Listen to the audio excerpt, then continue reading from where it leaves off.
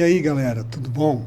Estamos aqui com mais um podcast, para variar, né? Uma convidada mais que especial, é colega, é minha amiga, é advogada, é professora, entre várias especializações, ela é mestre em direito negocial, né? E exatamente, eu trouxe aqui a doutora Suzane França para lidar com esse assunto da negociação. Tudo bom, doutora? Doutora, Tudo bem. O que você nos fala da negociação dentro do processo jurídico, para nos ajudar como profissional, né? Bom, então quando a gente fala de negociação, normalmente a gente lembra daquela negociação de compra e venda, né? Vou comprar um carro, vou negociar essa compra, né? Um apartamento, enfim. Mas, se a gente for pensar, a negociação, ela pode ser utilizada em várias situações. E para nós, profissionais do direito, ela também pode ser utilizada. Tanto no momento de negociar com o cliente um contrato de honorários, por exemplo, como para orientar o cliente que, em determinados casos, a negociação ela vai ser mais viável para que ele consiga resolver o seu problema. Sim, entendi. Doutora, a negociação é um dom natural ou é uma habilidade que pode ser desenvolvida? Bom, eu acredito que você deve ser um bom negociador. Será? Eu acho que você é um bom negociador. E tem pessoas que nascem com esse dom de negociar, né? Tem essa inteligência negocial, vamos assim dizer. Mas a negociação, ela também pode ser aprendida. Então, a partir do estudo de algumas técnicas, qualquer pessoa pode negociar.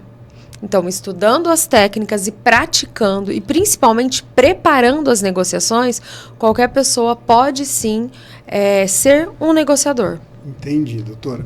Quais são os principais erros que o negociador, né? Os principais erros que eles causam no dia a dia dentro de uma negociação?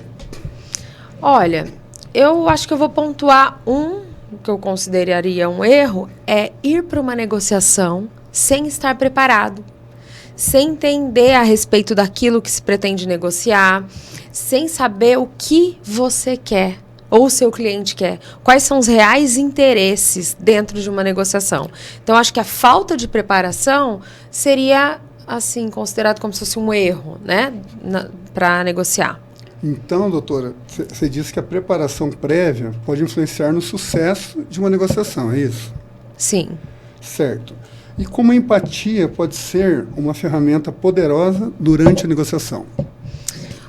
É importante que quando a gente vá negociar com alguém, primeiro, preparação. Sim. Então, assim, 90% é preparação.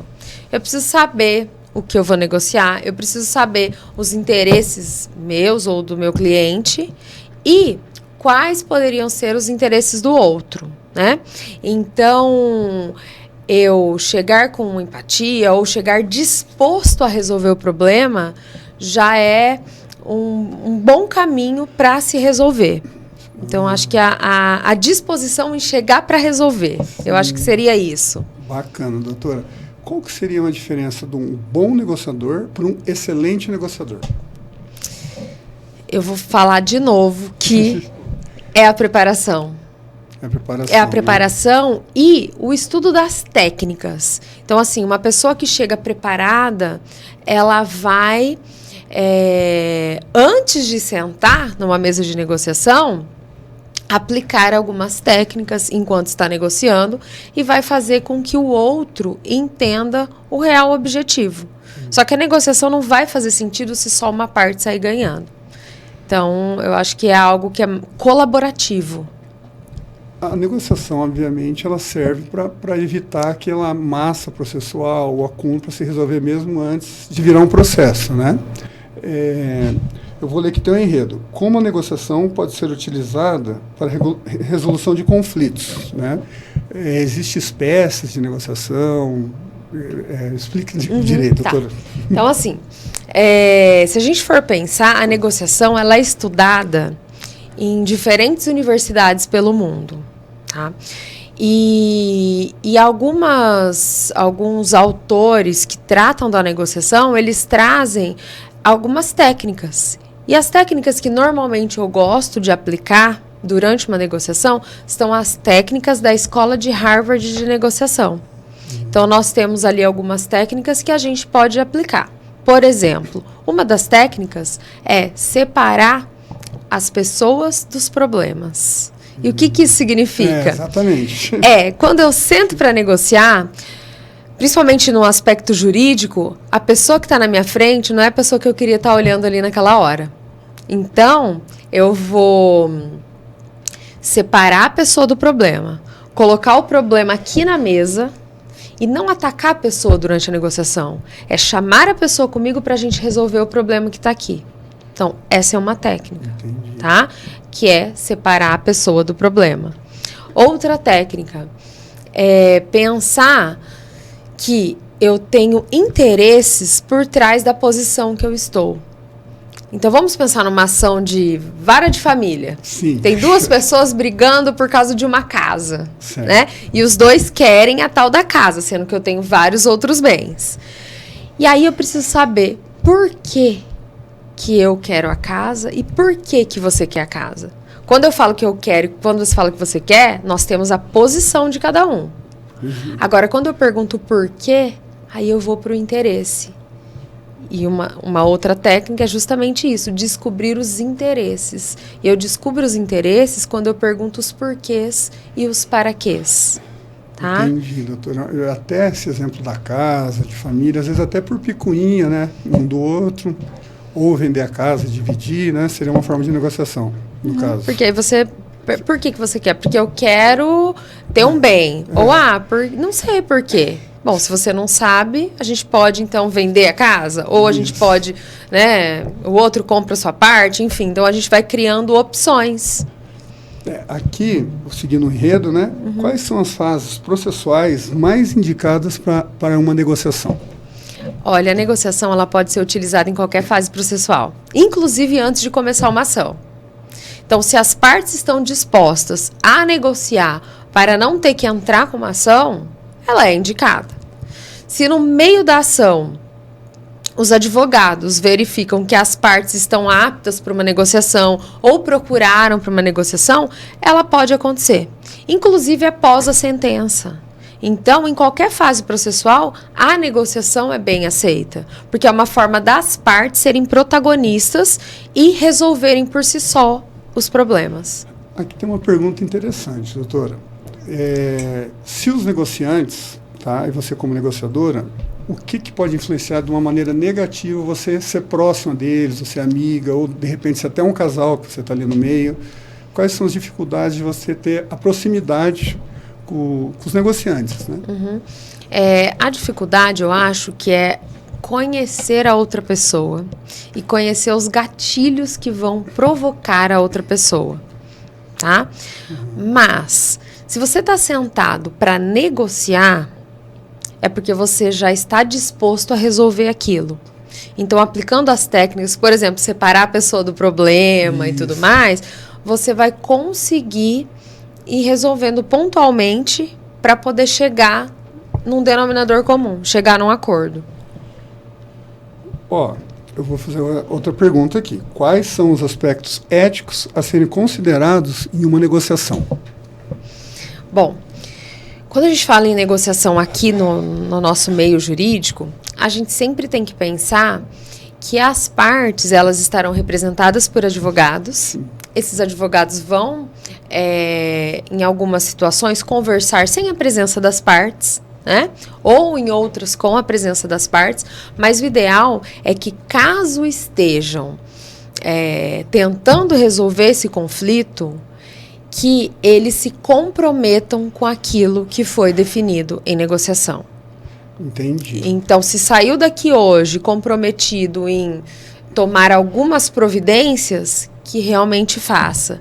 Sim. Então, por uma questão ética, né, esse comprometimento daquilo que foi combinado é muito importante. Eu vou agora, doutora, puxar um pouco de sardinha para a minha área de atuação, que é o direito criminal, né? E tem um acordo de não persecução penal, do artigo 28, né? E a colaboração premiada, né? Eu gostaria que a doutora me dissesse algo. É negociação isso? Isso, é negociação. E a gente pode ver que essas duas são formas do que a gente chama hoje de justiça penal negociada. Isso. Então, em todos os ramos do direito, nós temos aspectos negociais. No direito penal, exemplo, o acordo de não persecução penal e a colaboração premiada, em que a gente vai ter uma negociação e depois uma homologação desse acordo, né? E nas outras áreas também. Então, em qualquer área, direito do trabalho, a gente pode ter a negociação que vai levar a esse acordo, a essa, né, resolução do conflito. Mas o que eu sempre gosto de deixar claro é que as pessoas pensam que o objeto da negociação normalmente é o acordo e a finalização. Eu falo sim, é o acordo. Mas o ideal é que você saia de uma negociação satisfeito. Sim. Porque se você não sair satisfeito, você nunca mais vai querer negociar com aquela pessoa ou com aquele advogado que você acabou de negociar. Entendi. Então, só assine se você estiver satisfeito com aquilo, senão não vale a pena. Ó, já estamos chegando meio que ao fim, doutora. Voltando aos primórdios, autocomposição, né, que seria hoje um crime do exercício arbitrário das próprias razões, exceto a legítima defesa, né? Aí a negociação estava dando uma olhadinha, tem autocomposição, né? Mas aí seria outras pessoas sem ser o negociador, seria isso? Porque na autocomposição, acho que seria o mediador ou conciliador, algo assim. Isso aí é na autocomposição. Na heterocomposição, seria já ou o Poder Jurisdicional do Estado mesmo, ou a arbitragem. Nessas figuras que eu falei agora, todas, o negociador não entra, como você disse, né? O negociador pode entrar em qualquer fase processual, até após a sentença. Mas, quando está nessas fases, o árbitro, no caso, ou o juiz, no caso, representando o Estado, no Poder Jurisdicional, eles fazem o papel do negociador? Não, eles não vão fazer o papel do negociador.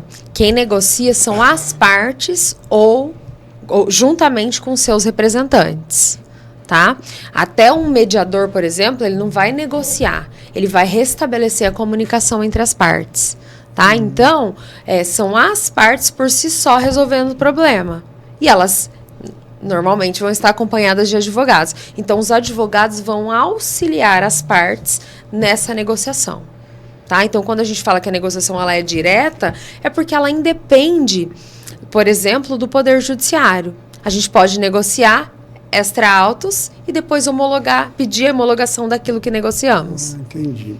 Gente, eu vou pedir para vocês se inscreverem no canal, tá, no podcast, curtirem se gostar, nos ajudarem. E eu vou deixar as alegações finais com a doutora Suzane para ela falar para vocês, né, um pouco mais da negociação, finalizando, né, esse podcast de hoje. Bom, muito obrigada, doutor, pela oportunidade, por estar aqui. É um prazer conversar aqui, falar um pouquinho sobre negociação e finalizar falando da importância da preparação. Assim como nós já conversamos hoje, é muito importante no momento da negociação, não apenas o momento de sentar e conversar, mas a preparação. A preparação que eu digo é de que forma eu vou começar a minha negociação, quais são os interesses do meu cliente, como que eu vou estabelecer a comunicação, que tipo de comunicação que vai ser formal, vai ser informal, a negociação vai ser virtual, a negociação vai ser presencial. Então, assim, prepare-se para negociar e vá com o intuito de que você quer resolver o problema, quer solucionar aquilo. Eu só posso parabenizar a doutora mais uma vez, né, porque é uma área muito nobre, né, resolver conflitos, porque é totalmente pertinente, né, evitar chegar naquele processo longo, demorado, briga, né. Então o seu papel como negociadora, né, é fundamental. E eu agradeço muito você ter aceitado o convite, é uma honra, né. E peço de novo para se inscrever no canal. Né? Obrigada. Obrigado, doutora. E até a próxima. Até a próxima.